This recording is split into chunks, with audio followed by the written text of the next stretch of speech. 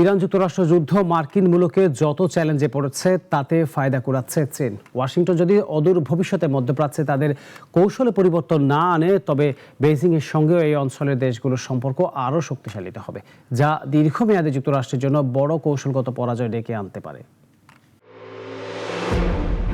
যুক্তরাষ্ট্র ও ইরানের মধ্যে দীর্ঘ হওয়া যুদ্ধ পরিস্থিতি মধ্যপ্রাচ্যে ওয়াশিংটনের প্রভাবকে যখন চ্যালেঞ্জের মুখে ফেলেছে, তখন আড়ালে থেকে লাভবান হচ্ছে চীন। সিআইএর সাবেক বিশ্লেষক জন নিক্সন আল জাজিরাকে দেওয়া এক সাক্ষাৎকারে জানিয়েছেন, এই সংঘাতে বেইজিং লং গেম বা দীর্ঘমেয়াদী কৌশল নিয়ে এগোচ্ছে। তার মতে, ইরান যুদ্ধের ফলে যুক্তরাষ্ট্রের আধুনিক যুদ্ধ কৌশল ও সামরিক সক্ষমতা সম্পর্কে জ্ঞান অর্জনের সুযোগ পেয়েছে চীন। ওয়াশিংটন যখন সরাসরি যুদ্ধে লিপ্ত, বেইজিং তখন দূর থেকে মার্কিন রণকৌশল বিশ্লেষণ করে নিজেদেরকে সামরিক শক্তিতে আরও নিখুঁত করার রসদ পাচ্ছে।